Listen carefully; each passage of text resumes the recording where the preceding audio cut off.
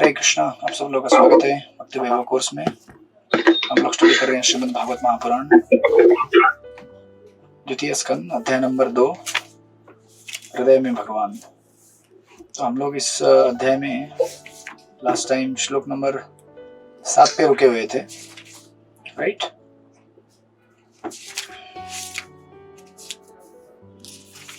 और अगर आप ब्रेकअप देखेंगे चैप्टर का तो आपके इसमें क्या बोलते हैं उसको, भक्ति वैभव ग्रुप में मैंने भेजा है व्हाट्सएप में।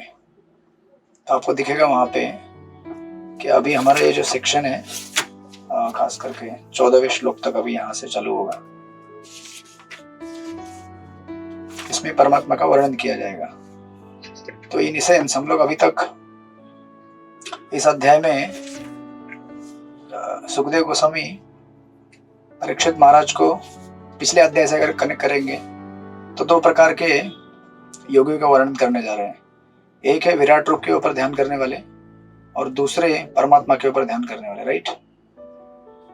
तो विराट रूप के ऊपर ध्यान करने का प्रक्रिया पिछले अध्याय में बताया गया था और उसका वर्णन भी पिछले अध्याय में किया था, प्रथम अध्याय में। उसके तत्पश्चात परमात्मा के ऊपर ध्यान करने की विधि भी वही है, लेकिन खाली ऑब्जेक्ट चेंज हो जाते हैं।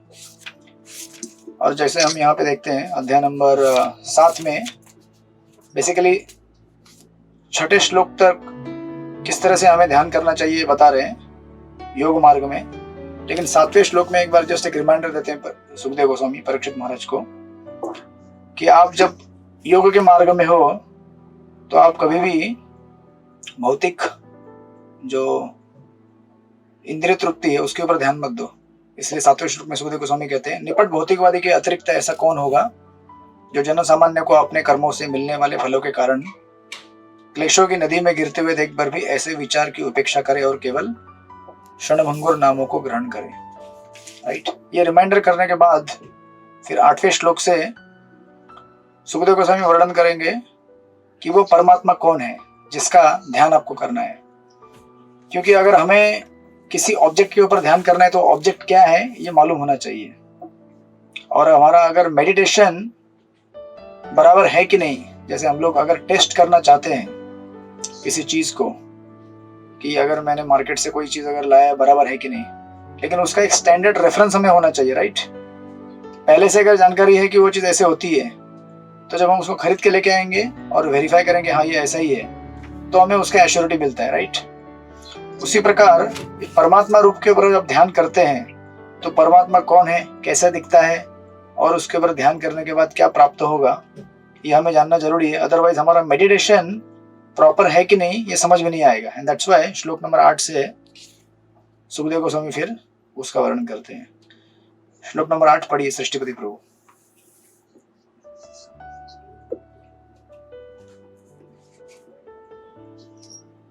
सृष्टिपति प्रभु, हाँ पढ़िए।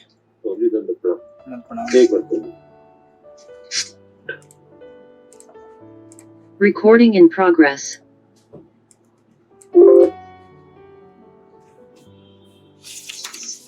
चित् स्वदेहांत हृदयावकाशे प्रादेशमात्रं पुरुषं वसन्तं चतुर्भुजं कन्यरथा शंखं गदाधरं धारणया स्मरन्ति। अन्य लोग भगवान को शरीर के हृदय प्रदेश में वास करने वाला एवं केवल एक बित्ता परिमाण का 4 हाथों वाला तथा उनमें से प्रत्येक में क्रमशः कमल, रथ का चक्र, शंख तथा गदा धारण किए हुए ध्यान करते हैं। हरे कृष्णा प्रभु जी, दंडवत प्रणाम। हरे कृष्णा। तो जिस परमात्मा की ओर आप ध्यान करने वाले हैं वो कैसा है इसका वर्णन यहाँ पे आता है। प्रभुपाद तात्पर्य में लिखते हैं फर्स्ट लाइन में, सर्वव्यापी भगवान प्रत्येक जीव के हृदय में परमात्मा रूप में वास करते हैं, राइट। और ये परमात्मा कहाँ पे रहते हैं, अपनी गीता में जब पढ़े होंगे तो श्रील प्रभुपाद परफॉर्म में कई जगह लिखते हैं परमात्मा resides in the heart, reason of the heart. Heart के अंदर नहीं बट ये हार्ट के एरिया में रहते हैं, राइट। और उनका साइज कितना है, यू नो, जैसे अगर इसमें भी अगर आप देखेंगे प्रादेश मात्रम, वर्ड टू वर्ड में। प्रादेश मात्र मतलब प्रॉपर एक बित्ता मतलब लगभग 8 इंच, राइट। और प्रॉपर पर्पट में लिखते हैं अंतर्यामी परमात्मा रूपी भगवान के स्थानीय व्यक्तित्व का परिमाण बीच की अंगुली से अंगूठे तक अर्थात एक बित्ता या लगभग 8 इंच माना जाता है। आप बोलेंगे इतना बड़ा परमात्मा है तो दिखता क्यों नहीं है राइट। उसको देखने के लिए ये पूरा प्रयास चल रहा है, यौगिक प्रोसेस। और जैसे हमारा प्रक्रिया, अगर आप वापस पुनः इसको आपको याद करेंगे, यम नियम आसन प्राणायाम प्रत्याहार, उसके बाद फिर हम ध्यान में आएंगे, यम नियम आसन प्राणायाम प्रत्याहार, यस, धारणा ध्यान समाधि, फिर इतने सारे स्टेजेस पार करने के बाद हमें आता है, राइट। और बहुत सारे लोग तो इस स्टेज तक पहुंच भी नहीं पाते। यम नियम आसन प्राणायाम प्रत्याहार, बस प्रत्याहार में जिंदगी चलती है, basically withdrawing senses from sense objects. प्रत्याहार अगर हमारी भाषा में देखेंगे तो ये भी प्रक्रिया हमारे इसमें है, आदव श्रद्धा तथा साधु संग, राइट, तथा भजन क्रिया तथा अनर्थ निवृत्ति, राइट। साधु का संग करेंगे आदव श्रद्धा के साथ, फिर भजन चालू करते हैं हम लोग, हरे कृष्णा कृष्ण कृष्ण हरे हरे, हरे राम राम राम हरे हरे। फिर भजन करने से अनर्थ निवृत्ति होती है, लेकिन अनर्थ निवृत्ति is the longest phase. Like प्रत्याहार, कुछ लोग उधर ही लगे रहते हैं। और प्रत्याहार करने के बाद जब हम फोकस करना चालू करेंगे तब हमें ये दिखना चालू होगा, जैसे वर्णन यहाँ पे दिया गया है। और प्रभुपाद लिखते हैं इस श्लोक में वर्णित भगवान का रूप जनार्दन कहा गया है, राइट। तो इन्हें जनार्दन क्यों कहा जाता है, तो प्रभुपाद पर्पट में क्लियर करते हैं, और ऊपर श्लोक में भी दिया गया है कि इनके 4 हाथों में प्रत्येक में क्रमशः कमल, रथ का चक्र, शंख तथा गदा इन्होंने धारण किया हुआ है, राइट। तो प्रभुपाद पर्पट में लिखते हैं जो विभिन्न प्रतीकों से युक्त है, नीचे के दाहिने हाथ से लेकर ऊपर की ओर और वहां से लेकर नीचे के बाएं हाथ तक उनमें क्रमशः कमल, चक्र, शंख तथा गदा धारण किए हुए हैं, राइट। और फिर आगे आपको उसका प्रभुपाद देंगे कि ये जैसे सीक्वेंस चेंज होगा उस सीक्वेंस के हिसाब से अलग अलग नाम भगवान के आना चालू हो जाएंगे। जैसे प्रभुपाद नीचे लिखते हैं, है ना, चारों हाथों में अलग अलग तरह से धारण किए हुए भगवान के अन्य अनेक रूप हैं और वे विभिन्न नामों से जाने जाते हैं, पुरुषोत्तम, अच्युत, नरसिंह, त्रिविक्रम, ऋषिकेश, केशव, माधव, अनिरुद्ध, प्रद्युम्न, संकर्षण, है ना, श्रीधर, वासुदेव, दामोदर, जनार्दन, नारायण, हरि, पद्मनाभ, वामन, मधुसूदन, गोविंद, कृष्ण, विष्णुमूर्ति, अधोक्षर तथा उपेंद्र, लाइक दैट। ये उनके अनेक अनेक नाम, उनके ये सीक्वेंस जब चेंज हो जाएगा शंख, चक्र, गदा, पद्म का, उसके हिसाब से अलग अलग नाम पड़ेंगे। अभी जो यहाँ पे वर्णित किया गया है परमात्मा का रूप, ये जनार्दन कहलाया जाता है, राइट। और प्रभुपाद पर्पट में लिखते भी हैं उसका अर्थ, जनार्दन का अर्थ क्या होता है। जनार्दन का अर्थ है जन सामान्य को वश में रखने वाले भगवान के पूर्ण अंश, राइट। क्योंकि परमात्मा हम सबके ऊपर एक इनडायरेक्ट कंट्रोल रखते हैं, विटनेस करके हमारे एक्टिविटीज को, अनुमंता उपदृष्टा, हमारे हृदय में क्या है वो विराजमान है और हमारे कार्य और क्रियाओं को देखते रहते हैं और उसका उचित समय आने पर प्रकृति के माध्यम से जो भी उसका परिणाम है वो हमें प्राप्त कराते, राइट। तो ही इज ए विटनेस।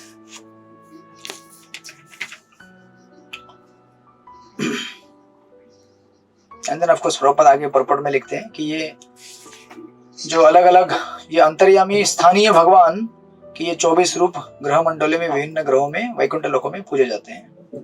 और फिर प्रभुपाद आगे वैकुंठ लोक की व्याख्या दे रहे हैं और समझा रहे हैं कि वैकुंठ ग्रह क्या होता है, कैसे होता है, राइट।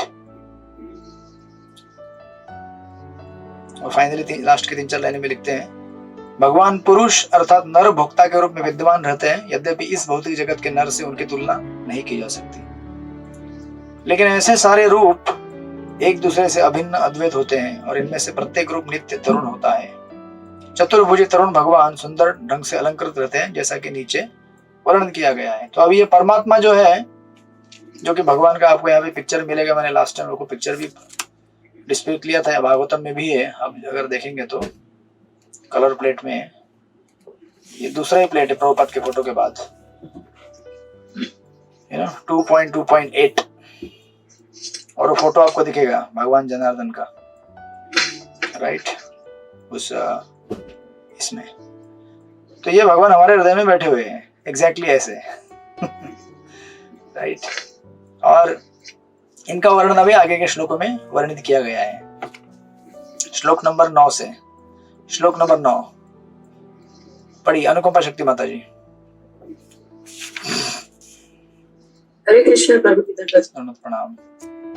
प्रसन्न वक्त्रं नलिनायते क्षणं कदम्बकी किज्जल कपिशंगवाससं लसन् महारत्न हिरण्यमयं कदं स्फुरन् महारत्न किरीटा कुंडलम्।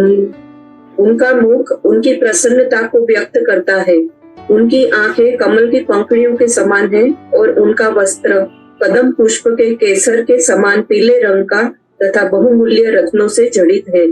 उनके सारे आभूषण स्वर्ण से निर्मित तथा रत्नों से जड़ित है। वे चमकीला मुकुट तथा कुंडल धारण किए हुए हैं।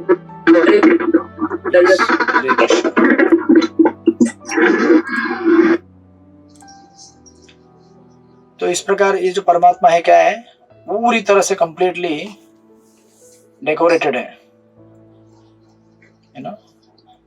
मतलब जो योगी एक्चुअली इनके ऊपर ध्यान कर रहे हैं इस परमात्मा के ऊपर, उन्हें इनको देखकर ये हर तरह से भगवान, ये प्रक्रिया ऐसा है जैसे हमने पहले भी डिस्कस किया है कि भले हमको इम्पर्सनल लिबरेशन चाहिए, निराकार मुक्ति, लेकिन ध्यान किसके ऊपर करना पड़ता है, जिसका आकार है, जिसको एक रूप है और जो कि वास्तविक है। और ऐसा नहीं कि केवल जस्ट एक रूप है, वो रूप इतना सुसज्जित है, इतनी सुंदर वस्त्रों से और आभूषणों से अलंकृत है कि उस रूप को देखकर हमें अट्रैक्शन हो जाना चाहिए एक्चुअली, राइट। ऐसा तो भगवान बिना डेकोरेशन के भी अच्छे दिखते हैं, लेकिन डेकोरेशन लगाने के बाद तो और उनको अद्भुत सुंदरता प्रकट हो जाती है। और इस तरह से जो देखने वाला योगी है उसको क्या करना चाहते हैं भगवान, अपने साकार रूप की तरफ आकर्षित कराना चाहते हैं, ताकि जिससे वो उनकी तरफ आकर्षित हो और उनकी भक्ति में लीन हो जाए। इसलिए जब उनका मुख है जैसे यहाँ पे लिखा गया है प्रसन्न वक्तम, कि उनका जो मुख है कैसा है, प्रसन्न है, बिना किसी एंजाइटी के, बिना किसी टेंशन के। भगवान के विग्रह आपने देखे होंगे जहां भी रहते हैं, और भगवान के विग्रह हमेशा क्या करते हैं, प्रसन्न मुद्रा में रहते हैं, हंसते रहते हैं, स्मित हास्य रहता है उनका, राइट। और इस संसार में हम लोग क्या है, पीस और ट्रैंक्विलिटी पाने के लिए कई बार कई ऐसे साधनों का आधार लेते हैं जो साधन अल्टीमेटली हमें फ्रस्ट्रेट करके रख देते हैं, राइट। हम सोचते हैं कि इस चीज का शेल्टर लूंगा तो पीस मिलेगा, इस प्रक्रिया का शेल्टर लूंगा तो शांति मिलेगी। और लोग ऐसा सोचते हैं कि अगर इवन जब स्पिरिचुअल लाइफ में लोग आते हैं भौतिक जीवन छोड़कर, भौतिक जीवन में तो फ्रस्ट्रेशन है ही है, जितने भी हम लोग आश्रय बनाते हैं, जितने भी शेल्टर हम बनाते हैं, उसकी कोई गारंटी नहीं होती कि ये इसमें से हमें पीस तो मिलेगा नहीं उसमें से डेफिनेटली। लेकिन even after coming to spiritual life, अगर हम ठीक से मार्गदर्शित नहीं है और हमारा अगर फॉर्चून नहीं है ठीक से, तो यहाँ आने के बाद भी फ्रस्ट्रेशन मिलेगा आपको, राइट। अगर हम देखिए कितने अभागे होंगे ये योगी जो ऐसे भगवान को देखने के बाद फिर निश्चय करते हैं कि हमें क्या करना है, इनको छोड़ के इनकी ब्रह्म ज्योति में लीन होना है, राइट। इसीलिए इन तात्पर्य स्पेशली इन श्लोकों को, या फिर इन यहाँ आगे आएंगे प्रभुपाद के परपोर्ट्स, इनको जब हम आचार्यों के मार्गदर्शन में समझते हैं तो मिसकम्युनिकेशन होने का कोई चांस नहीं रहता है। आप देखेंगे प्रभुपाद के जितने भी परपोर्ट्स है, ये प्रभुपाद के जो पेंटिंग्स बनाए जाते हैं यहाँ पे, ये हूबहू प्रभुपाद कहा करते थे, these are windows to spiritual world. हम ऐसा तो अभी देख नहीं पा रहे परमात्मा को, राइट। और मे भी हम लोग अगर डिस्क्रिप्शन भी दिया जाए तो हम इमेजिन भी नहीं कर पाएंगे कि कैसे लगा होगा। लेकिन आप देखेंगे यहाँ फोटो में तो आपको, एक्चुअली मैं आज से 10, 12, 15 साल पहले जब पढ़ाई करता था 15 नहीं, ज्यादा ही 2008 या 15 साल पहले, या बेस में जो नया नया बिगिनर लोगों के लिए रहता है ना, बच्चों के लिए बेस, तो मैंने शुरू पढ़ने के लिए लिया था। फर्स्ट कैंटो पढ़ा था मैंने, तो छोटा भागवतम आता था, अभी भी आता है छोटा भागवतम का एडिशन। फर्स्ट कैंटो पढ़ा था, उसके बाद मैंने फिर सेकंड कैंटो चालू किया, और पता नहीं कैसे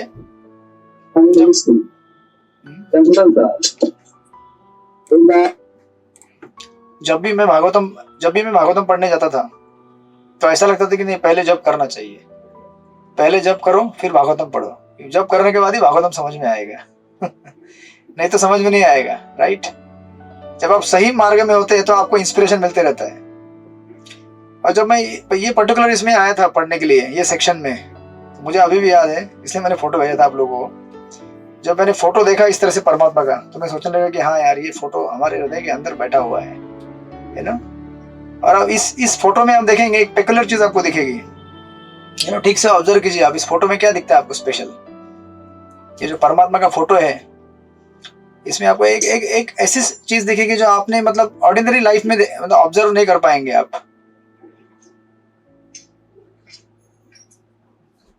चलो देखते हैं कौन ढूंढ के निकालेगा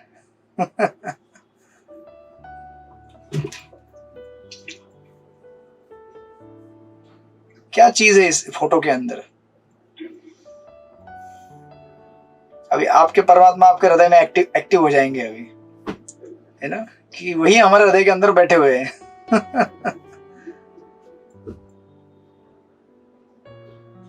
जी उनके मुख की प्रसन्नता।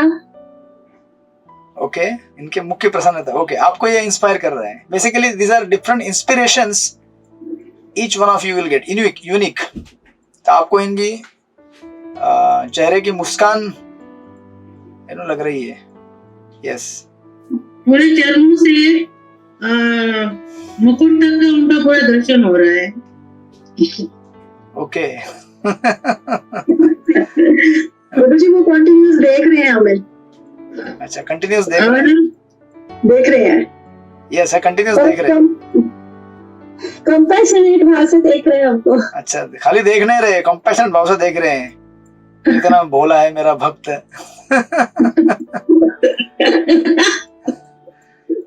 अब क्या कीजिएगा, इसका जो प्रिंट आउट निकाल के आपके सामने रख दीजिएगा जपा करते समय। ये जपा से ध्यान भटके तो देखना, अरे परमात्मा देख रहे हैं मेरे को ठीक से जप करना है मुझे, परमात्मा देख रहे हैं। ऑफकोर्स हमारे जो अर्च विग्रह हमारे मंदिर में है वो भी यही है। हमारे सामने जो है राधा गोपीनाथ या फिर जो भी आप डिटीज वर्शिप करते हैं, भगवान त्रिगुण ललित स्वरूप में नहीं है एकदम। अब तो वृंदावन भाव में घुस गए। तो अभी परमात्मा नाराज हो जाएंगे, बोलेंगे यार आप कंपेयर मत करो मेरे को वृंदावन से, मैं वैकुंठ वाला हूँ यस, रमेश मोदी प्रभु, आपको क्या दिख रहा है? आपको क्या स्पेशल इसमें, आपको क्या इसमें अच्छा लग रहा है इस दर्शन में? पूरा दर्शन ही स्पेशल दिखता है। आप तो एकदम कंप्लीट आपने एब्जॉर्ब हो गए इसमें, पूरा दर्शन ही स्पेशल है आपके लिए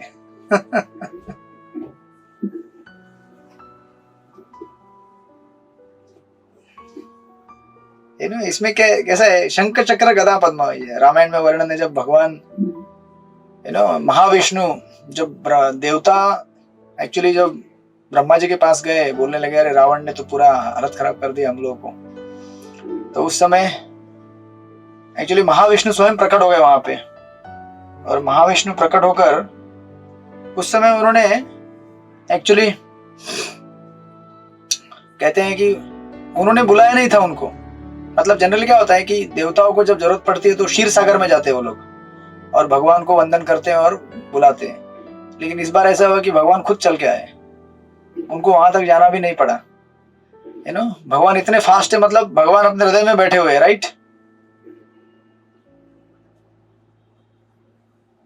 और ऑफ कोर्स वहां पे एक जगह मैंने पढ़ा था, कहते कि उस समय भगवान जब आए ना तो उन्होंने हाथ में कमल नहीं रखा था, गदा और चक्र लेके आए बोले। क्यों? क्योंकि अभी उनको आश्वासन देना था कि मैं रावण का वध करूंगा, राइट। तो वध करने के लिए ये दो चीजें लगती है, चक्र और गदा, राइट।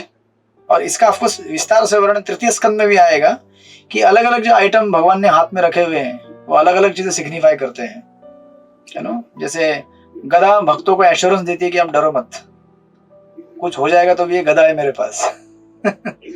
आपके दुश्मनों को मैं इससे नष्ट कर दूंगा, आपके अनर्थों को नष्ट कर दूंगा, राइट। कमल प्रेम का प्रतीक है, राइट। तो लाइक दैट ऐसे है वर्णन, तो तृतीय स्कंद में आएगा। आपको यहाँ भी छोटे छोटे शॉर्ट में दिया गया है। यस, और किसी को कुछ कहना है? Any answer? अब जब मैं आंसर दूंगा वो आंसर ऐसा कोई टेक्निकल आंसर नहीं है, शास्त्रीय आंसर नहीं है, बट जो मुझे इंस्पायर किया वो मैंने उस समय आज से 10-15 साल पहले नोट करके रखा था, तो अभी मुझे याद आया बार बार वो। ओके, तो अभी आप इसको देखेंगे ना, इसको ठीक से देखिए। अब शुरुआत वक्षस्थल पर कौस्तुभ मणि है में है।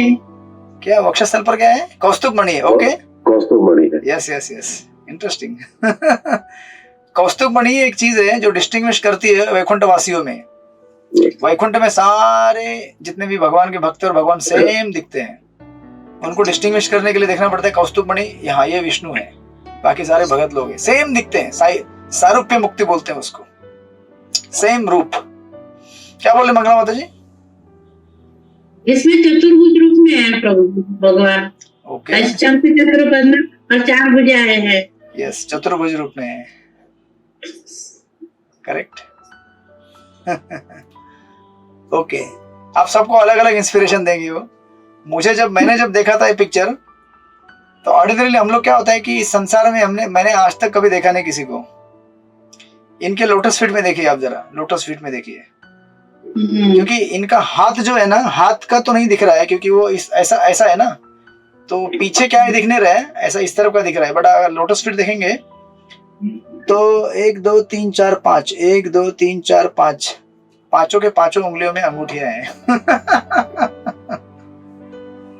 मैंने बोला ना, शास्त्रिक नहीं है, टेक्निकल भी नहीं है, बट एक ऐसा अजीब चीज है। मैंने बोला यार, आज तक संसार में मैंने लोग देखे हैं लेकिन कोई इतना अंगूठी नहीं पहनता है। पांचों के पांचों उंगलियों में अंगूठियां पहनी है, देख रहे हैं आप, टोटल 10 अंगूठियां हैं। तो आप, मुझे इतना पता नहीं है, आप लोग शादी ब्याह में जाते हैं, यहाँ वहाँ फंक्शन में जाते हैं, कोई पहनता है क्या ऐसा? तो मुझे फिर पायल भी तो भगवान की। हाँ, पायल पांचों उंगलियों में, चरण के उंगलियों में पायल भी है। पायल भी कोई पहन भी ले इंसान, लेकिन पांचों उंगलियों में पांचों अंगूठियां तो नहीं पहनता है ना। ये बड़ी बात है। मतलब जनरली मैंने देखा नहीं आज तक। तो जब मैंने फर्स्ट टाइम देखा, मैं देखा यार ये तो एकदम अजीब है, मतलब ये थोड़ा अलग है, ये कुछ तो अलग व्यक्ति है। तो मैं एकदम नया था, भागवतम जस्ट पढ़ रहा था, मैं बोला चलो पढ़ते हैं। जब इस कैंटो पे आया तो मैंने देखा कि दिस इज स्पेशल। 5 अभी हाथ में भी रहेंगे, लेकिन हाथ दिख नहीं रहा है उस तरफ से ऐसा, बट डेफिनेटली हाथ में भी रहेंगे। तो ऐसे मतलब भगवान क्या है, ऐसा जरूरी नहीं कि आप बहुत बड़े वेदांती और बहुत बड़े शास्त्रिक बनने चाहिए उनके पास जाने के लिए। बनेंगे अच्छी बात है, नहीं बनेंगे तो भी भगवान के अलग अनेक तरीके होते हैं उनके पास आकर्षित करने के लिए। तो अभी जब मैं पढ़ रहा था तो उस समय मुझे ऐसे आकर्षित किया, बोले देखो मेरा ऑपुलेंस क्या है। पांचों के पांचों उन पैरों की उंगलियों में मैंने अंगूठे पहन लिए है ऐसा कोई संसार में कोई नहीं है।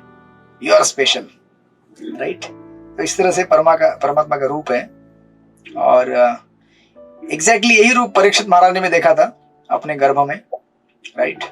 और यहाँ पे वही योगी इस रूप को देखने का प्रयास कर रहे, राइट। और प्रभुपाद यहाँ पे लिखते हैं, उनकी आंखें कमल के पंखुड़ी के समान है। उनके ये रेफरेंस है पीले कलर का, जो बोलते हैं ना पीतांबर, कदम के जो फूल रहते हैं, उसमें जो केसर रहता है वैसे पीला। और उनके सारे आभूषण कैसे, स्वर्ण से निर्मित तथा रत्न से जटित। कोई अगर चोरी करना चाहे तो उसको बोल देना कि अपने हृदय में झांक के देखो, ऐसा व्यक्ति बैठा हुआ है, उसके इतने गहने लगे हुए हैं। अगर उसको पकड़ लो तो इतना चोरी कर पाओगे, राइट। परमात्मा अपने हृदय में। सो लाइक दैट ऐसा ये 9वें श्लोक में वर्णन दिया है कि किस तरह से भगवान बड़ी सुंदर प्रसन्न मुद्रा में और मुस्कान के साथ अपने हृदय के कमल में विराजमान है और हमें दर्शन दे रहे हैं, राइट। एंड देन 10वें श्लोक में उनका वर्णन करते हैं। 10वां पढ़िए, विमल मधुमती जी पढ़िए श्लोक नंबर 10। हरे कृष्ण प्रभु जी। हरे कृष्ण।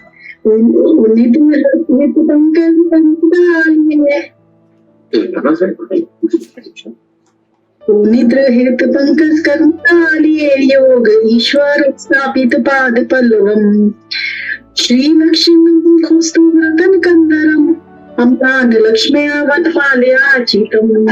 उनके चरण कमल महान योगियों के कमल सदृश कीर्तियों के गुच्छों के ऊपर रखे हैं।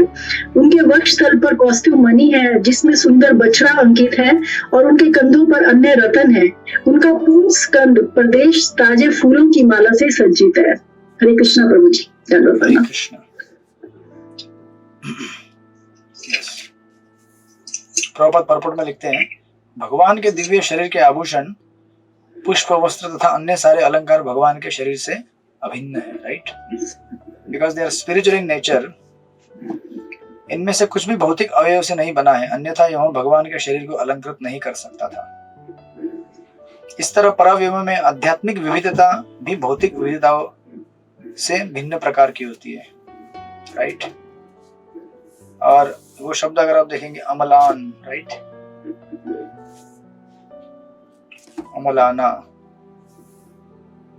अमलाना मतलब ताजा, अमलाना ताजा मतलब फ्रेश, वर्ड में दिखेगा आपको। बेसिकली भगवान के गले में जो पुष्प माला है वो कैसी है, कभी न सूखने वाली है, एवर फ्रेश, राइट। और दूसरी चीज आप देखेंगे स्पेशली प्रभुपाद जो लास्ट लाइन में लिख रहे हैं परपोर्ट के, कि स्पिरिचुअल वर्ल्ड में भी वैरायटी होती है। Spiritual is not just one homogeneous, जैसे हम बोलते हैं ना कि अगर हम कहना चाहे कि मैटर मतलब ये भौतिक जगत खाली एक ऐसा ये नहीं होता कि एक भौतिक जगत है करके, उसके अंदर अनेक अनेक विविधताएं होती है, राइट। उसी प्रकार आध्यात्मिक जगत भी हम बोलेंगे तो आध्यात्मिक जगत तो भौतिक जगत क्या है, आध्यात्मिक जगत का रिफ्लेक्शन है। जो भी भौतिक जगत में दिखता है वो सारा आध्यात्मिक जगत में है। तो जैसे यहाँ पे वैरायटी है, उसी प्रकार की वैरायटी स्पिरिचुअल वर्ल्ड में भी है, राइट।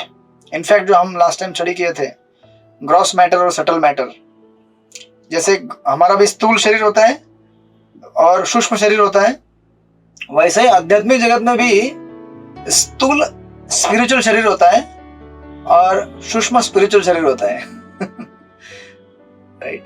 वो आप देखेंगे विराट रूप के आगे भगवान का वर्णन जब आएगा, यूनिवर्सल फॉर्म में, जो विराट रूप ने खाने की इच्छा की तो उसके फिर सूक्ष्म तालु उत्पन्न हो गया, राइट, टेस्ट करने की इच्छा। जैसे हमने एक व्यक्ति के लिए डिस्कस किया था वैसे सेम परमात्मा के लिए भी डिस्कस होगा, विराट रूप के लिए।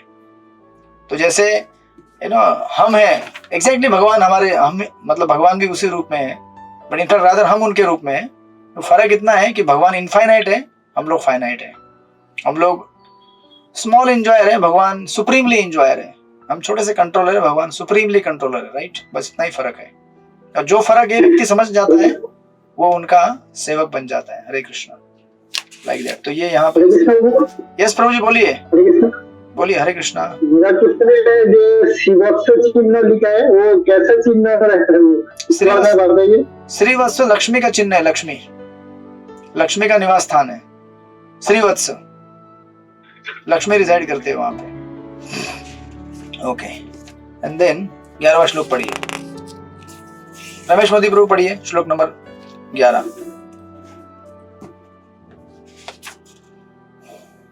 पढ़िए रमेश मोदी प्रभु। हरे कृष्ण। हरे कृष्ण। विभूषितं मेखलया अंगुलीयके साधने गोपूर्कंकर आदिभिः अमलांकुशमूलं कुंतले विरोचमालानं मोहासपेशलम्। उनके कमर अलंकृत करदनी से भली भांति सुशोभित है। उनकी उंगलियां से बहुमूल्य रत्नों से जटिल अंगूठियां है। उनके नुपुर, उनके कंकर, उनके धुंधराले नीले रंग के आभा वाले चिकने बाल तथा उनका सुंदर मुस्कान युक्त मुख, ये सभी अत्यंत सुहावनीय है। हरे कृष्ण। यस, हरे कृष्ण। आप देखेंगे इतना सुंदर उसका ये है। भगवान के जब बालों का वर्णन किया है यहाँ पे, उनके घुंघराले नीले रंग की आभा वाले चिकने बाल, राइट, मतलब बाल इतने ग्लॉसी हैं, जैसे ऑयल लगाते हैं ना आप लोग, ऑयल लगा के एकदम चमकाते हैं बाल, वैसे भगवान के बाल चमके हुए हैं, राइट, मतलब भगवान तेल लगाते हैं। स्पिरिचुअल वर्ल्ड में भी वहां पे डिवोटीज हैं, उनका सेवा है भगवान को बालों को ऑयल लगाना और कंघी करना, राइट। अब इसमें आप देखेंगे ये जो वर्णन यहाँ पे है, हाँ यहाँ पे आखिर बोल ही दिया है सुखदेव गोस्वामी ने, उनकी कमर अलंकृत करधनी से भली भांति सुशोभित है और उनकी उंगलियों में बहुमूल्य रत्नों से जटित अंगूठियां हैं। उनकी उंगलियां मतलब सारी उंगलियों में, राइट, सारी उंगलियां अंगूठे से भरी हुई है। उनके नुपुर, उनके कंगन, यस। एंड देन अब आप देखेंगे ये जो वर्णन यहाँ पे दिया है, ऑफ कोर्स ये तो हम देख ही रहे हैं, दिस इज अ परमात्मा फीचर, जिनके बाल, और एक्चुअली ये जो यहाँ कहते हैं इट्स अ ब्लूइश टेंट, यानी इंग्लिश में इसका थोड़ा सा अच्छा ये अनुवाद है, या फिर ये भी समझ में आ रहा है आपको, नीले रंग की आभा, यानी कि इट्स नॉट एग्जैक्टली डार्क नीला, मतलब थोड़ा काले की तरफ पहुंचता है, डार्कर नीला। डार्क नीला अगर हो जाए तो मतलब ऑलमोस्ट काला होता है, बट वो काला नहीं है। क्योंकि कभी कभी क्या होता है, हम लोग जो भगवान का वर्णन करना चाहते हैं तो हम कहते हैं कि बादलों जैसे काले घने बादलों जैसा, या फिर क्रोइश ब्लैक, मतलब कौवे का जो काला कलर रहता है। एक्चुअली हमारे कुछ आचार्य हैं, वो जब उन्होंने जब भगवान का दर्शन किया वास्तविक, तो पहले तो शास्त्रों से सुना था भगवान ऐसे दिखते हैं, भगवान ऐसे हैं, लेकिन जब वास्तविक उन्होंने भगवान को देखा भक्ति में आगे बढ़ने के बाद, तो उन्होंने कहा कि मुझे तो शर्म आ रही है, मैंने कैसे कैसे तुलनाएं की आपकी। क्योंकि आप वैसे है ही नहीं।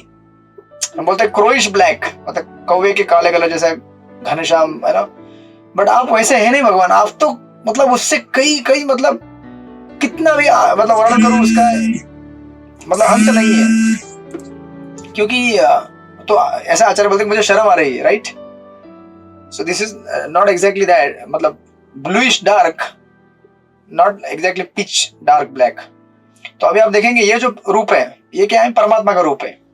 यही भगवान आप अगर आप जाके देखेंगे 9वें स्कंद में, आपने पढ़ा था जब भीष्मदेव वर्णन करते हैं श्री कृष्ण का कुरुक्षेत्र के युद्ध भूमि में, कैसा वर्णन है आप देखेंगे। यही भगवान के बाल क्या हो गए हैं, यहाँ पे लिखा हुआ है उनके घुंघराले नीले रंग की आभा वाले बाल, कितने अच्छी तरह से ऑयल करके एकदम शांत, एकदम ऐसे स्ट्रेट निकले हुए हैं। लेकिन उन्हीं भगवान के बाल आप देखेंगे कुरुक्षेत्र के युद्ध भूमि में क्या हो गए हैं, बिखर गए हैं। और वहां क्या है, ऑयलिंग है, क्या ऑयलिंग है, लेकिन क्या हुआ है, वो ऑयलिंग की चमक दमक क्या हो गई है, घोड़ों के रथ जो है, वो रथ जब चल रहे हैं तो उन घोड़ों के पैरों से उखड़ने वाली धूल मिट्टी की वजह से सारा उनका जो बाल क्या हो गया है, ढक गया है और पूरा ग्रे कलर का हो गया है। ये हमारे आचार्य ऐसा कंपेयर करते हैं। कहने का तात्पर्य ये है। और उनके डेकोरेशन में क्या है भगवान कृष्ण के, अभी यहाँ पे आप देखेंगे भगवान ने क्या किया है, अनेक अनेक रत्न लगाए हैं, कंकण लगाए हुए हैं और बहुत सारा डेकोरेशन किया है। लेकिन कुरुक्षेत्र के युद्ध भूमि में भगवान कृष्ण का डेकोरेशन क्या है, उनके कपाल पे जो पसीना आता है, दिव्य, अपने जैसा पसीना नहीं, दुर्गंध वाला, ऐसा पसीना आया है जिसके मोतियों से उनके चेहरे पे डेकोरेशन हो रहा है, मोतियों के पल्स बने हुए हैं, पसीने के जो छोटे छोटे ऐसे बीड्स बने हुए हैं। तो जब हमारे आचार्य कंपेयर करते हैं, कहते हैं कि ये जो रूप है ये क्या है, भगवान फीचर है। देखिए ये थोड़ा टेक्निकल मैटर पे आ गया हम लोग। अभी 3 भगवान के फीचर होते हैं, ब्रह्म, परमात्मा और भगवान, राइट। ब्रह्म फीचर तो आपको पता है, भगवान के शरीर से निकलने वाली जो दिव्य कांति है, जो परमात्मा उस फोटो में भी आपको दिखती है, परमात्मा के बाहर जो हेलो आ रहा है बाहर, दिव्य तेज कांति। तो ये परमात्मा का रूप है। ये परमात्मा कैसा है, शांत बैठा है, खड़ा है, मुस्कुरा रहा है और उनके बाल एकदम ऑयलिंग बीइंग किए हुए हैं, मस्त पाउडर वगैरह, पाउडर नहीं लगाते हो, लेकिन जैसे मानो एकदम शांत, जैसे हम कभी छोटे बच्चों को सजाते हैं ना, काजल बिजल लगाएंगे उनको ऑयलिंग विलिंग कराएंगे बालों में मस्त, हाँ तो बेटा अभी स्कूल का शर्ट पहन ले, टाई पहन ले, अभी खड़े हो जाए अभी ऐसे, बस वैसे मतलब भगवान क्या है, एकदम सज धज के मानो भक्तों ने सजा धजा अभी खड़े रहे बस। बट दिस इज परमात्मा। और परमात्मा क्या करते हैं, अनुमन उपदृष्टा अनुमंता, वो किसी भी जीवात्मा के एक्शन में इंटरफेयर नहीं करते, सिर्फ खड़े रह के देखते रहते हैं, इसीलिए परमात्मा है। और 9वें अध्याय में प्रथम स्कंद के जो भीष्मदेव दर्शन कर रहे हैं कृष्ण का, वो कृष्ण क्या है, अपने भक्त के लिए बेकरार हो गए, मेरा भक्त, मैं बचाना चाहता हूं उसे, यू नो। तभी तो भीष्मदेव ने जब कहा था कि कल मैं मार दूंगा अर्जुन को, और यू नो कृष्ण ने सुना और उन्होंने, आपको कथा पता है, उन्होंने आइडिया लिया ओके कि कल या तो भीष्मदेव क्या, कृष्ण क्या करेंगे, या तो अपना वचन जो दिया है कि मैं शस्त्र नहीं उठाऊंगा उसको तोड़ देंगे, या फिर अर्जुन कल मारा जाएगा। तो वही भगवान कुरुक्षेत्र के युद्ध में दूसरे दिन क्या करते हैं, अपना सारा जो परमात्मा के रूप का डेकोरेशन है, सारा जो राजसी थाट है, उसको छोड़कर एक भक्त की सेवा करने के लिए और भक्त को है ना बचाने के लिए दौड़ पड़ते हैं। और भीष्मदेव का एक्सटेसी क्या है, इस भगवान फीचर को देखकर वो एक्सटेसी में है। तो ये डिफरेंस है परमात्मा का और भगवान रूप का। जब ये डिफरेंस परमात्मा वादियों को पता चलता है तब वो भक्त बनते हैं, राइट। परमात्मा वादियों को क्या है, वो इस kind of you know just एक न्यूट्रल मेडिटेशन कर रहे हो कि चलो भाई परमात्मा है, मुझे ध्यान करना है, मैं ध्यान। इसलिए देखिए जब इनके मेडिटेशन का जब टाइम आएगा, ये मेडिटेशन जो कराया जाता है परमात्मा रूप के ऊपर, ये कहा जाता है कि आप केवल परमात्मा के रूप को मत देखो, उससे तो आप दीवाने हो ही जाएंगे, लेकिन इससे भी ज्यादा दीवाना करने वाला उनका रूप है भगवान का। भक्त के लिए कितने भगवान है ना, अपने भक्त की सेवा करने के लिए कितने मतलब लालायित हैं। जब वो रूप आप देखेंगे तब आप पूरी तरह घायल हो जाएंगे। अभी तो आपने देखा भी नहीं है कुछ भी, अभी आपने क्या देखा है, ओके भगवान है, शंख चक्र गदा पद्म, मुस्कुरा रहे हैं मस्त एकदम, बाल को ऑयल विल करके खड़े हैं है ना, काजल बजल लगाया है, लेकिन आपने उनको एक्शन में नहीं देखा है अभी। जब आप उनको एक्शन में देखेंगे कि कैसे मैं अपने भक्त को बचाने के लिए अपना यू नो, ऑफकोर्स भगवान तो कभी नहीं मतलब हमारे जैसे नहीं मृत्य नहीं हो सकते, जीवात्मा भी मृत्य नहीं होता है, लेकिन वही भगवान अपने भक्त को बचाने के लिए इतना प्रयास और प्रयत्नशील रहते हैं। उस रूप को जब आप देखोगे तब आपको वास्तविक भगवान का दर्शन हुआ है। तब तक भगवान का दर्शन आपको नहीं हुआ है, तब तक तो आप क्या है, साइलेंट मेडिटेटर है। इसलिए देखिए, इसीलिए ये जो टर्निंग पॉइंट रहता है इन लोगों का, इम्पर्सनल से पर्सनल जाने का, निराकार से साकार होने का, वो है भगवान के भक्तों से मुलाकात। क्योंकि जब भगवान के भक्तों से मुलाकात होती है तब भगवान की दिव्य कथाओं और लीलाओं का आस्वादन करने का मौका इन्हें मिलता है। तब जाके इनको पता चलता है कि ये भगवान कितना महान है। ये केवल यू नो एक ऐसा जैसे कैसा रहता है कि कोई सरकारी ऑफिसर है, वो आपको केवल एक निर्णय देता है, जज रहता है ना, वो बोलता है ठीक है मुझे कुछ लेना देना नहीं है, तुमने चोरी किया है तो तुमको सजा, और तुमने नहीं किया है तुमको जेल से छूट, तुमने अच्छा काम किया है तुमको अवार्ड, बुरा काम किया है जेल मिलेगी। भगवान ऐसा नहीं है, कभी कभी अपने भक्त ने कुछ गलती भी कर दी तो भी भगवान उसका पक्ष लेते हैं। अजामिल ने गलती किया था ना छठे स्कंद में, बड़ा गलती किया उसने, लेकिन फिर भी भगवान ने क्या किया, ये मेरा भगत है। अब परमात्मा अगर वहां पे होते तो ये हालांकि दोनों ही रूप है सेम, लेकिन उनके अपने अपने रोल्स, अपने अपने फीचर्स हैं। जब परमात्मा अगर होते तो क्या बोलते हैं, अजामिल ने गलत काम किया है, यू नो उसको सजा मिलेगी, राइट। लेकिन जब वही भगवान रोल में आते हैं तो क्या करते हैं, अपने भक्त को पूरी तरह से सुरक्षा प्रदान करते हैं और अनलिमिटेड मौका देते हैं। तो ऐसे सारे पास्टर आप देखेंगे भागवतम में, एंड दैट्स व्हाई ये यहाँ पे जानना जरूरी है कि भगवान आप देखेंगे यहाँ पे यू नो तात्पर्य में प्रभुपाद लिखते हैं, पूर्ण पुरुषोत्तम भगवान सभी में सर्वाधिक सुंदर पुरुष है, राइट। और सुंदर केवल इसके लिए नहीं है कि उनका रूप है, लेकिन सुंदरता उनके भक्तों के लिए प्रेम में है। श्रील सुखदेव गोस्वामी उनके प्रत्येक अंग प्रत्यंग के दिव्य सौंदर्य का वर्णन निर्विशेषवादियों को यह पाठ पढ़ाने के लिए करते हैं कि भगवान की पूजा की सुविधा के लिए भक्त की कोरी कल्पना नहीं है, अपितु वे यथार्थ में है और स्वरूप में परम पुरुष है, राइट। परम सत्य का निराकार पहलू उनका विकिरण मात्र है, जिस तरह सूर्य की किरणें सूर्य के विकिरण है, right, like that. And then आगे बढ़ते हैं 12वें श्लोक में। चित्रलेखा सखी माता जी पढ़िए श्लोक नंबर 12। हरे कृष्ण, दंडवत प्रणाम प्रभु जी। आदीन लीला आसिते क्षण उल्लस भ्रुभंग संसूचित भूर्य अनुग्रहम इक्षेत चिंता मन ईश्वरम यावन मनोधारण यावत अतिष्ठते। भगवंतांच्या उदात्त लीला आणि त्यांच्या सुहास्य वदनाचे प्रफुल्लित कटाक्ष हे त्यांच्या असीम कृपेचे निदर्शक आहे। म्हणून जोपर्यंत चिंतनाने मन भगवंतांवर स्थिर करता येते तोपर्यंत भगवंतांच्या या दिव्य रूपावर मन एकाग्र केले पाहिजे। हरे कृष्णा, दंडवत प्रणाम। भगवान का डीटी दर्शन करते समय ये श्लोक सामने रखना चाहिए, राइट। भगवान का जब दर्शन करते हैं तो क्या होता है, ये हमारे साथ होगा, राइट। भगवान क्या करते हैं, वरदान देते हैं। एक्चुअली थर्ड कैंटो में आप थर्ड या 10th कैंटो में और एक जगह एक श्लोक पढ़ेंगे। जब भी हम भगवान का दर्शन लेते हैं तो भगवान हमें आध्यात्मिक प्रेरणा देते हैं कि मेरी सेवा कैसे करनी है तुमको, दर्शन करते समय।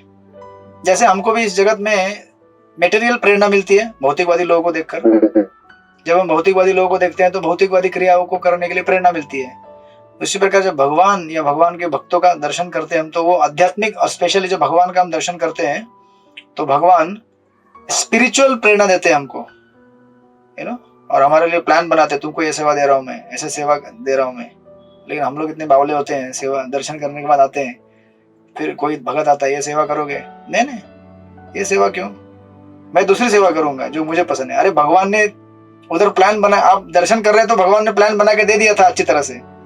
लेकिन हम लोग अगर आचार्यों के मार्गदर्शन में नहीं रहेंगे तो भूल जाते हैं कि अरे मैंने दर्शन कर रहा था, दर्शन में यही मांगा होगा मैंने, लेकिन अभी आया तो मैं नहीं ले रहा हूँ, राइट। सो दैट्स व्हाई ये जो पर्पट्स होते हैं आचार्यों के और भक्तों का संग होता है वो बहुत जरूरी है हमारे लिए। और यहाँ पे प्रभुपाद अगर देखेंगे पर्पट में, आप देखेंगे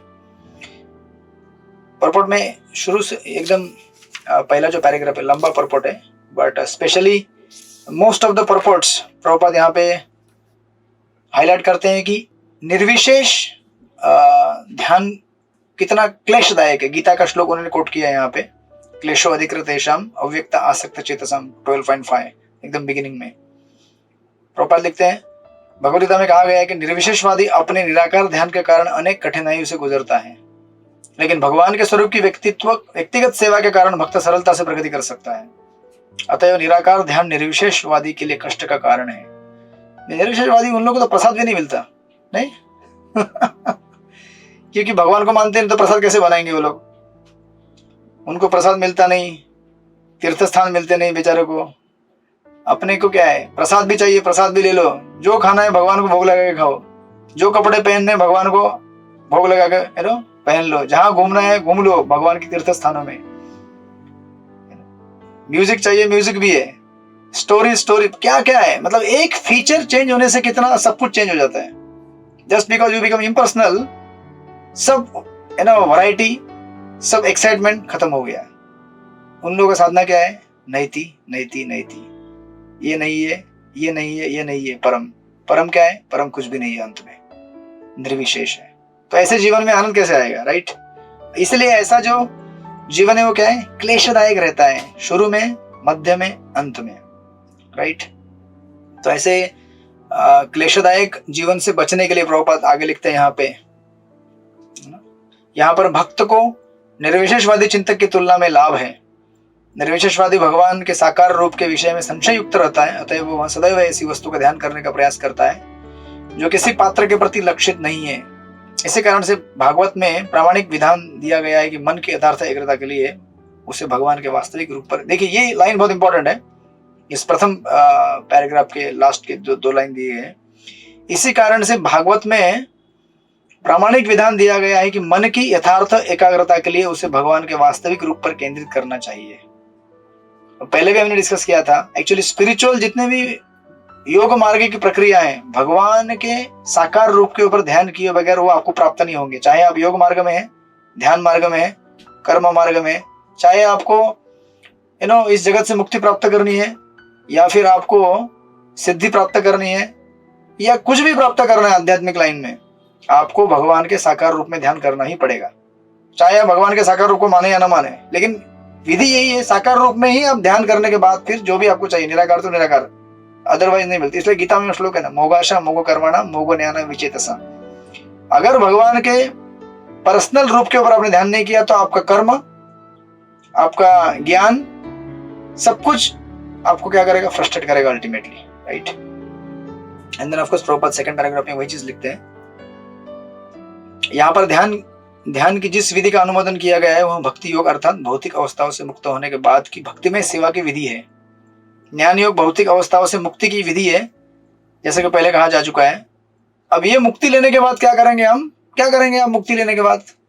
अभी समझो आपको मुक्ति मिल गई, क्या करेंगे आप? बस बैठे रहेंगे बादलों में।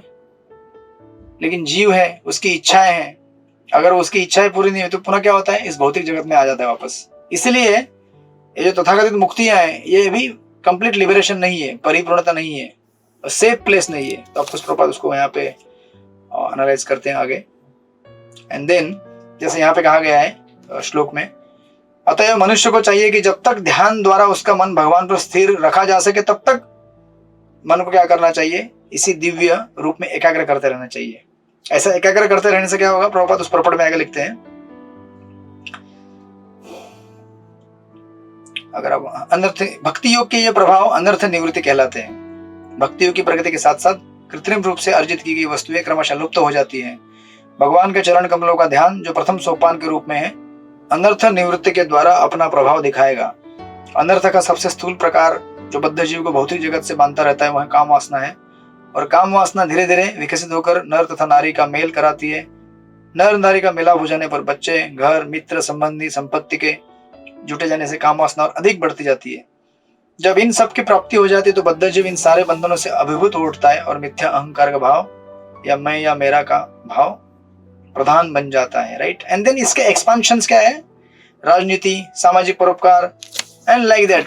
एक होता है सेंटर्ड खुद के ऊपर, दूसरा होता है एक्सटेंडेड। एंड देन प्रभुपाद के पर्पस तो हमेशा एकदम ग्राफिक रहते हैं। प्रभुपाद आगे लिखते हैं, कार्यकलापों में विस्तारित हो जाती है, मानो समुद्र लहरों पर तैरता फेन हो जो कभी तो स्पष्ट दिखता है किंतु दूसरे ही क्षण उसी तरह लुप्त हो जाता है जिस प्रकार आकाश से बादल लुप्त हो जाते हैं, राइट। एंड देन प्रभुपाद सुंदर पर्पट है, बट मैं एक और श्लोक कवर करना चाहता हूँ, 2 और श्लोक कवर करना चाहता हूँ ताकि ये सेक्शन पूरा हो जाएगा। आप पढ़ लीजिएगा बाद में, बट लाइक दैट हम लोग क्या होंगे, इस प्रकार ध्यान करके 1 by 1 हम लोग मुक्त हो जाएंगे इन अनर्थों से। प्रभुपाद एक जगह यहाँ बीच में लिखते हैं, जिस प्रकार भोजन के पेज नंबर 84 में शुरुआत के 8-10 लाइन के बाद, जिस प्रकार भोजन के हर कौर खाने से मनुष्य की भूख बुझती जाती है, उसी तरह से उसे पता चलना चाहिए कि वह काम वासना से किस हद तक मुक्त हुआ है। भक्ति योगी की प्रक्रिया से यह काम वासना अपने विविध रूपों से घटित रहती है, सहित घटती जाती है, क्योंकि भक्ति योग से भगवत कृपा से स्वतः ज्ञान तथा वैराग्य उत्पन्न होता है, राइट। एंड लाइक दैट 13वां श्लोक पढ़िए, क्या नाम है इनका, पांडु सखी माता जी, आप पढ़िए श्लोक नंबर 13। हरे कृष्ण, दंड प्रणाम गुरुजी। एक एकश अंगानि धियानुभाव्ये पादयादि यावत् हसितं गदाभृत जितं जितं स्थानम् अपोह्य धार्येत् परम परम शुद्धयति धी यथा यथा। ध्यान की प्रक्रिया भगवान के चरण कमलों से प्रारंभ करते हुए उसे उनके हस्ते मुख मंडल तक ले आए। इस तरह पहले ध्यान को चरण कमलों पर एकाग्र करें, फिर पिंडलियों पर, तब जांघों पर और क्रमशः ऊपर की ओर उठता जाए। मन जितना ही एक एक करके भगवान के विभिन्न अंगों पर स्थिर होगा, बुद्धि उतनी ही अधिक परिष्कृत होगी। हरे कृष्ण जी। तो यहाँ पे मेडिटेशन का प्रोसेस बताया हुआ है, ग्रेजुअली ग्रेजुअली ग्रेजुअली कैसे हमें मेडिटेट करना है, और उसकी शुरुआत होती है भगवान के चरण कमलों से। डायरेक्टली भगवान के मुख का दर्शन नहीं करना है, चरणों का करना है हमें, राइट। क्योंकि चरण क्या दिखाता है, सेवा, राइट। मुख क्या दिखाता है, बेसिकली सेंस, इंद्रिय तृप्ति। मतलब क्या, मैंने देखा इतने सुंदर है ये व्यक्ति इतना सुंदर है। कोई व्यक्ति के चरणों में नहीं देखता है ना। जब आप किसी को देखते हैं कोई सुंदर व्यक्ति है तो आप उसके मुख को देखते हैं, वाह कितना सुंदर है। कभी कभी लोग अगर पहले चरण देखें और बाद में ऊपर देखें, अरे कैसा दिखता है यार, अभी मजा नहीं आ रहा है। अरे क्यों मजा नहीं आ रहा है यार, सेवा करनी है तो मजा आना चाहिए तुमको। नहीं यार ठीक से नहीं दिख रहा है, काला है, गोरा है, ये है, वो है, जो भी अपना मेंटल डिस्पोजिशन रहेगा। किसी को काले अच्छे लगते हैं, किसी को गोरे अच्छे लगते हैं, किसी को पीले नीले जैसे भी। तो इसलिए सबसे पहले purification starts by observing lotus feet. Lotus feet मतलब सेवा, है ना। और पीछे के परपट में एक्चुअली कनेक्ट कर रहे हैं प्रभुपाद वहां से, और यहाँ भी कनेक्ट कर रहे हैं। यहाँ पे अगर आप देखेंगे तो, और स्पेशल प्रभुपाद जो हमेशा हमें कहते आ रहे हैं कि हमें भागवतम जब पढ़ते हैं तो हमें क्या करना चाहिए, क्रमशः पढ़ना चाहिए। प्रथम स्कंद, द्वितीय स्कंद, एंड देन ग्रेजुअली 3, 4, 5, 6, 7, 8, 9, फिर 10वां स्कंद पढ़ना चाहिए। डायरेक्टली 10वां स्कंद नहीं पढ़ना चाहिए। डायरेक्टली 10वां स्कंद पढ़ेंगे तो क्या होगा, हम भगवान के मुख कमल का दर्शन कर रहे हैं, जिससे हो सकता है कि हम भ्रमित भी हो सके। भ्रमित इन द सेंस कि सेवा भाव नहीं रहेगा, और अगर डायरेक्ट हम भगवान के मुख को देखेंगे तो हम भी इंद्रिय तृप्ति में लग जाए, है ना। इसलिए जब भगवान राम, सीता और लक्ष्मण जब वनवास के लिए गए थे तो एक्चुअली लक्ष्मण, इनकी मम्मी का नाम क्या था, Lakshman, Sumitra, right, Sumitra, yes, and of course Kaushalya भी। वो उनको कहते हैं कि आप भगवान राम को देखकर मोहित मत होना, वन में जाओगे तो भगवान को देखते मत रहना, है ना। भगवान को देखते रहोगे तो सेवा कैसे करोगे, है ना। और आप देखेंगे लक्ष्मण जी का भी चरित्र, उन्होंने सीता की तरफ कहीं ऊपर झांक के देखा भी नहीं, केवल चरणों को देखते थे, मतलब जहां तक उनका ऑब्जर्वेशन था, है ना। That shows the dedication to serve, right. And of course then जब एक बार आप शुद्ध हो जाए तो भगवान के ऊपर ध्यान कर सकते हैं। उसी तरह से हमें कहा गया कि भागवतम जो कैसे पढ़ना चाहिए, हमें स्टेप बाय स्टेप पढ़ना चाहिए, not suddenly as of sudden, right. और प्रभुपाद देखिए यहाँ पे अगर आप जाएंगे, कहाँ गया, सेकंड, ये 13वें श्लोक के सेकंड पैराग्राफ में, पेज नंबर 87 में प्रभुपाद लिखते हैं, चूंकि इस श्लोक में संस्तुति की गई है कि मनुष्य भगवान के चरण कमलों का ध्यान करता हुआ मुस्कुराते हुए मुखमंडल तक क्रमशः ऊपर उठे, अतः हमें चाहिए कि रास नृत्य में भगवान की लीलाएं समझने के लिए हम छलांग न लगाएं। श्रेष्ठ कर यही होगा कि हम भगवान के चरण कमलों पर पुष्प तथा तुलसी दल अर्पित करके अपने ध्यान को एकाग्र करने का अभ्यास करें। इस प्रकार हम धीरे धीरे अर्चन विधि से शुद्ध हो जाते हैं। हम भगवान को वस्त्र पहनाते हैं, उन्हें नहलाते हैं, ऑयल भी लगाइएगा आप बाल में भगवान के बालों में, यू नो, भगवान के नेल पॉलिश लगाइएगा।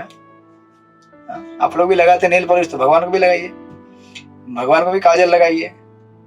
जो कुछ आप अपने को सजाने के लिए करते हैं, एग्जैक्टली वही आप भगवान को सजाने के लिए कर सकते हैं। That's the perfection of our decoration. जो हमारा कॉस्मेटिक्स इंडस्ट्री है उसको सुकृति ऐसे ही मिलेगी नहीं तो बेचारा लोगों को देहात्म बुद्धि में डालकर उसको बेचारे को कितना पाप लग रहा है। लेकिन वही आइटम से भगवान का जो सजाएंगे तो हमें क्या होगा, आध्यात्मिक उसका लाभ मिलेगा।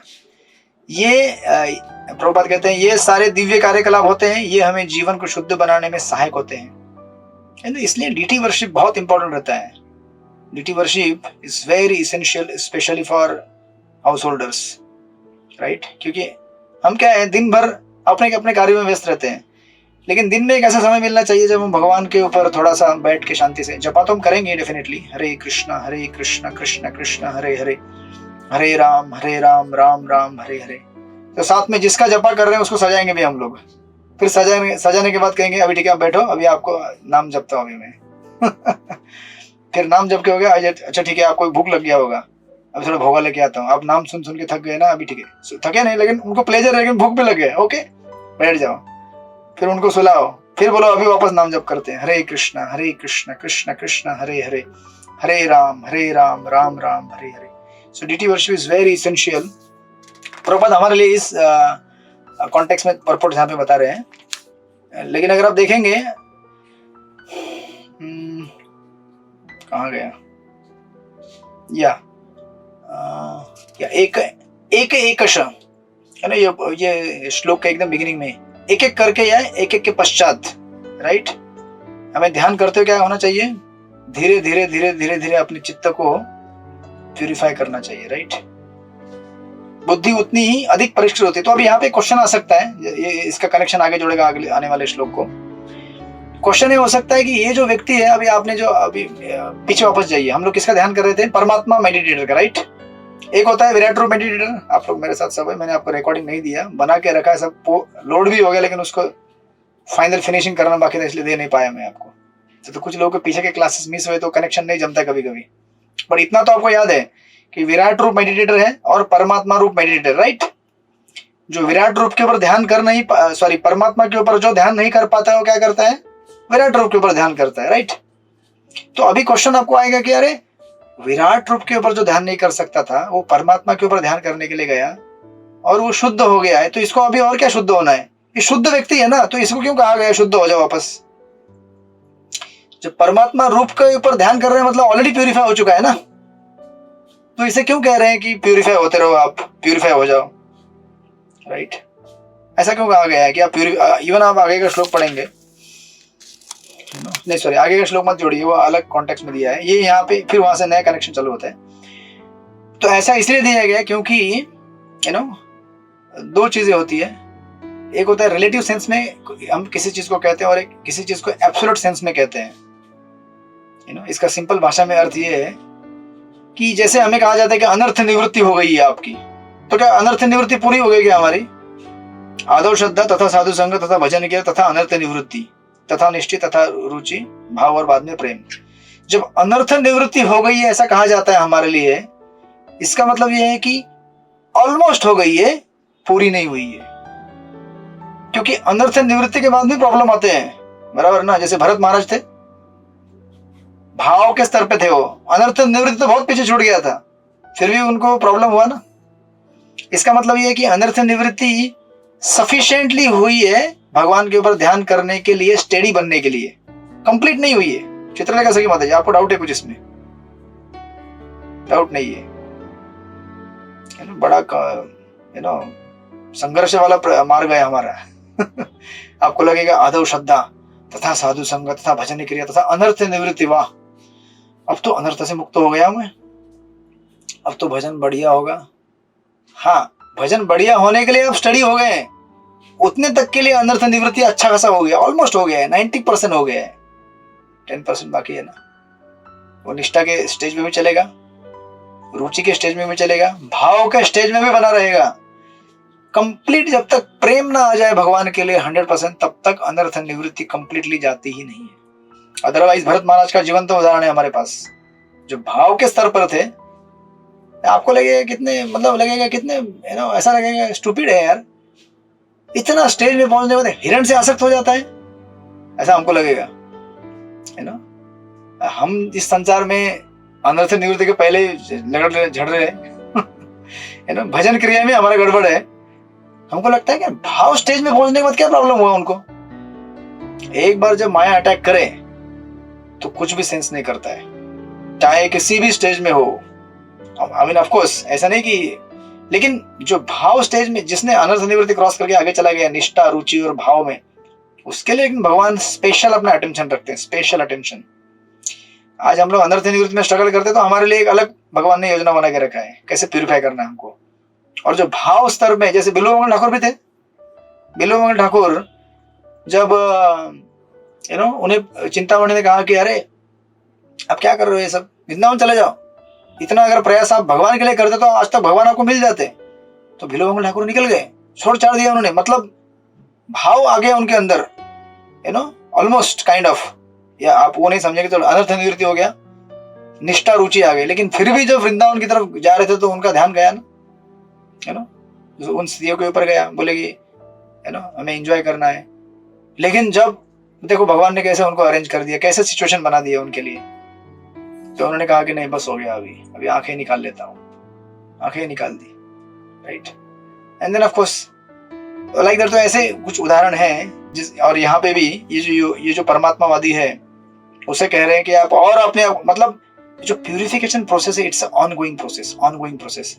ऐसा नहीं कि अनर्थ निवृत्ति हो गया तो खत्म हो गया, नहीं, अनर्थ निवृत्ति हो गई 90% 95% हो गया आपका, लेकिन वो 5% भी बहुत भारी पड़ता है अगर वो पूरा नहीं हुआ है तो। लेकिन ऑफ कोर्स ऐसे भक्तों के लिए भगवान स्पेशल अरेंजमेंट करते हैं, जैसे भरत महाराज के लिए किया। नेक्स्ट बर्थ उन्होंने उनको ऐसा दिया जिसमें उन्हें हिरण का जन्म हुआ लेकिन पूरा कृष्ण कॉन्शियस थे, तो पुलह मुनि के आश्रम में वापस चले आए।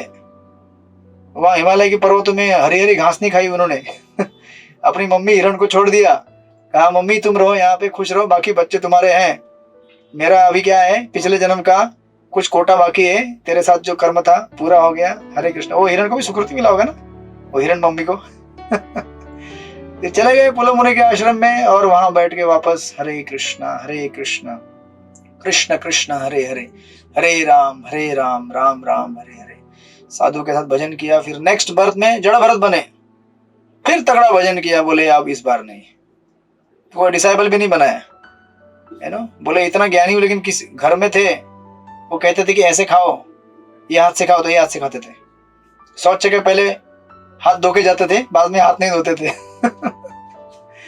टोटल उल्टा था कि लोग उनको बेवकूफ समझे ताकि संसार में मेरा कोई सुने ना और बोले कि मैं बेवकूफ, और अपने आप में आत्मारामस्य मुनयो, राइट। तो ये स्पेशल अरेंजमेंट होता है उनके लिए। बट ऑफ कोर्स हमारे लिए यू नो अभी अनर्थ निवृत्ति और भजन क्रिया इसी में हम लोग लगे रहे और भक्तों के संग में बने रहे, ताकि हमारा भी प्यूरिफिकेशन क्या होता रहे ऑनगोइंग। ऐसा नहीं होगा, ऐसा कभी सोचना नहीं चाहिए कि हाँ अभी स्टडी हो गया मैं भक्ति में, 16 माला ठीक से हो रही है, 4 नियम पालन हो रहे हैं, भक्तों के संग में हूँ, भागवतम पढ़ रहा हूँ। नहीं, अभी और बहुत प्यूरिफिकेशन बाकी है, हमको तो पता भी नहीं चला अभी तो शुरुआत है कि हमें पता चलने जा रहा है कि प्यूरिफिकेशन हो रहा है, राइट। So like that. तो इसको हम कंटिन्यू करेंगे कल।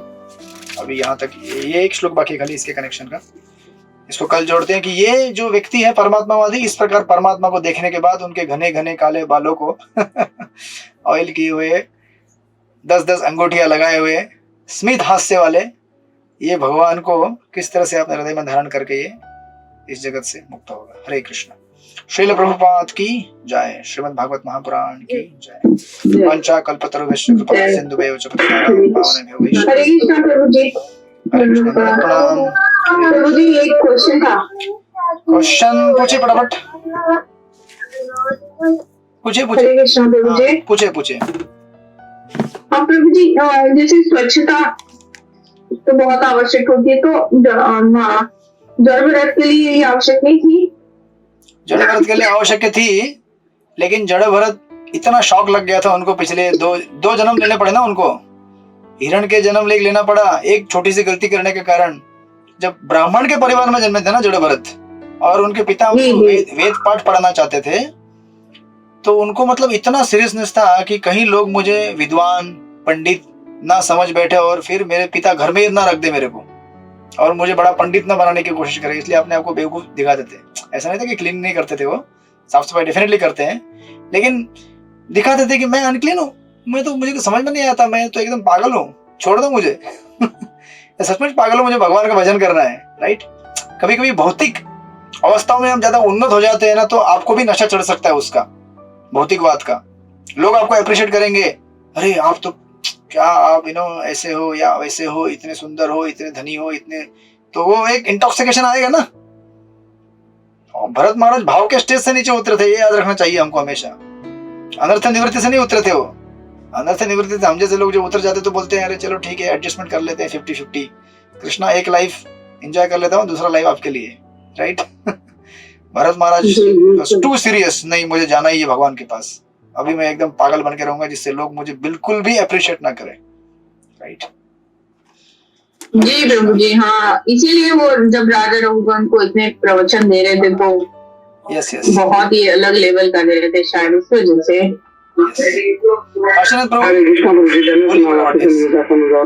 यस, दंडवत प्रणाम दे रहे हैं। मेरा भी एक प्रश्न क्या पूछ सकता हूँ आपकी इजाजत है तो? आपका प्रश्न कल ले लें हम लोग, क्योंकि मुझे अभी एक दूसरा क्लास चालू करना है, इसीलिए। ओके प्रभु, ठीक है, कल आप मुझे याद दिलाइएगा, शुरुआत में लेंगे आपका प्रश्न, ठीक है। हरे कृष्ण। श्रील प्रभुपाद की जय। श्रीमद् भागवत महापुराण। धन्यवाद प्रभु जी। हरे कृष्णा। प्रणाम। हरे कृष्ण। हरे कृष्ण।